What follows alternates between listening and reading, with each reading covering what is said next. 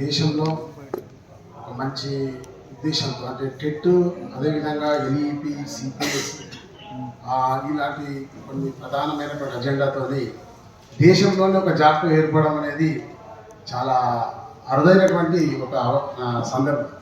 అంటే ఒక రాష్ట్రంలో మరి సరే జాక్టోలు యూఎస్పీసీలు చాలా ఆర్గనైజేషన్స్ జేఏసీ పనిచేస్తారు.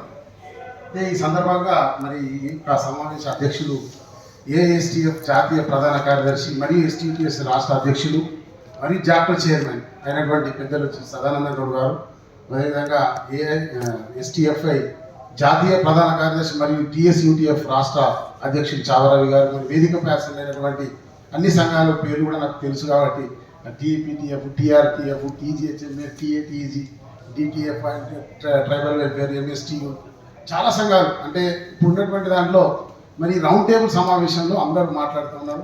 మరి మాకు యాక్చువల్గా జాతీయ ప్రధాన కార్యదర్శి మా ఎస్టీయు ఉన్నారు కాబట్టి నేను 2 మాటలు మాట్లాడి ముగిస్తాను. ముఖ్యంగా రాష్ట్రంలో మనము మన సర్వీస్ రూల్స్ ఆర్థికేతర అనుకుంటూ చాలా ఉద్యమాల రూపొందించుకునేటటువంటి సందర్భంలో మరి సుప్రీంకోర్టు తీర్పు ఇవ్వడము, మళ్ళీ జాతీయ స్థాయిలో ఉద్యమాలు నిర్మించుకోవడం అనేది అసలు మనము ఏమంటారంటే దీన్ని 2 రైలు పట్టాలు మీద పోతుంది. ఒకటి రాష్ట్ర సమస్యలు, 2 జాతీయ సమస్యలు. మరి ఇలాంటి పరిస్థితులలో మరి మన లోకల్ ఇష్యూస్ అన్ని కూడా సబ్సైడ్ అయ్యే ప్రమాదం ఉంది.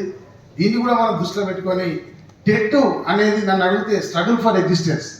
ఈరోజు మనము సర్వీస్లో ఉండి అన్ని డిమాండ్స్తోని మనము ఉద్యమాలు చేపట్టడం అనేది ఒక ఎత్తు అయితే, అసలు ఉద్యోగం ఉండడం అనేటటువంటిది ప్రాథమిక అంశం కాబట్టి చాలా ప్రధానమైనటువంటి ఈ ఏదైతే సమస్య టెట్తో దీన్ని మరి నిర్మూలించాలా అనేది పక్కన పెడితే మనకు ఎగ్జామ్షన్ అనేది చాలా, దయచేసి మీరు అందరు చూసారు, అందరు 23 ఆగస్టు 2010 ఎన్సిటీ నోటిఫికేషన్లో ఫస్ట్ పేజీలో ఏముంటుంది, with effect from the date of issue of this notification అని ఉన్నది. అక్కడ మనకు అవకాశం ఉంది.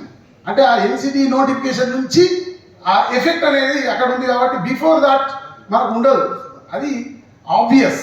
కానీ మళ్ళీ సుప్రీంకోర్టు తీర్పు ఇవ్వడం అనేటటువంటిది వల్ల తెరనీకి వచ్చింది. ఇక్కడ చాలా జాతీయ నాయకులకు ఒక మనవి, మనం ఇప్పుడు ఇదంతా లీగల్గా అంటే న్యాయ సంబంధమైనటువంటి అంశము ఇప్పుడు ఉన్నది, ఎగ్జిక్యూషన్కు వెళ్ళలేదు ఇప్పటికి. అంటే ఈ implementation of the honourable supreme court జడ్జిమెంట్ను అది మరి పరిశీలి చేస్తలేదు, ఆ దిశలో మరి ఉంది కాబట్టి మనము ఇటు లీగల్గా పోతున్నాం. అదేవిధంగా ఎగ్జిక్యూటివ్కి సంబంధించి సరే రాష్ట్రపతికి అదేవిధంగా మన శాసన సంబంధమైన అంటే పార్లమెంట్ రిలేటెడ్లో కూడా కొంత ఎఫర్ట్స్ పెడుతున్నాం. అయితే ఒక ఆలోచన, ఎన్సిటీ మనం మిస్గైడ్ చేసింది. వాస్తవంగా ఎన్సిటీ నోటిఫికేషన్ కావచ్చు, తదుపరి మొన్న పదోన్నతులలో ఒక క్లారిఫికేషన్ కూడా ఇచ్చారు, అంటే ప్రమోషన్లలో అవసరం లేదు.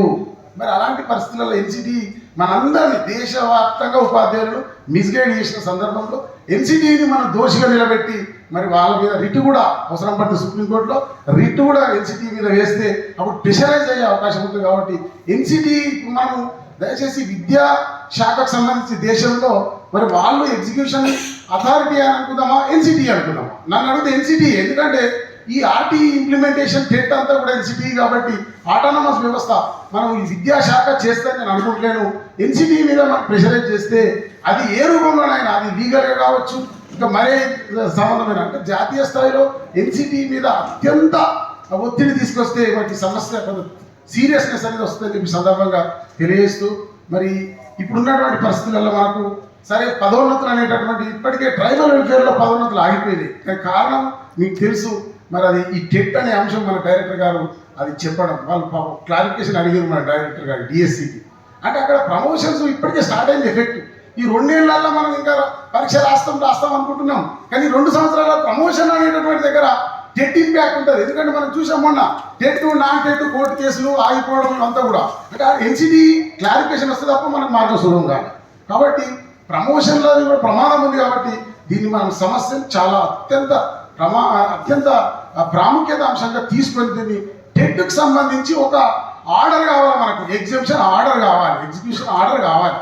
ఆ ఆర్డర్ అనేది సుప్రీంకోర్టు ఆ తీర్పును మరి అమలు పరచడం, పార్లమెంట్ అమెండ్మెంట్ ఎన్సిటీ అదంతా కూడా మరి జాతీయ నాయకులు పెద్దలు ఎంత కోణంలో ఆలోచించి రామ్లీలా మైదానం అనేటటువంటిది చవరవి గారు చెప్పారు.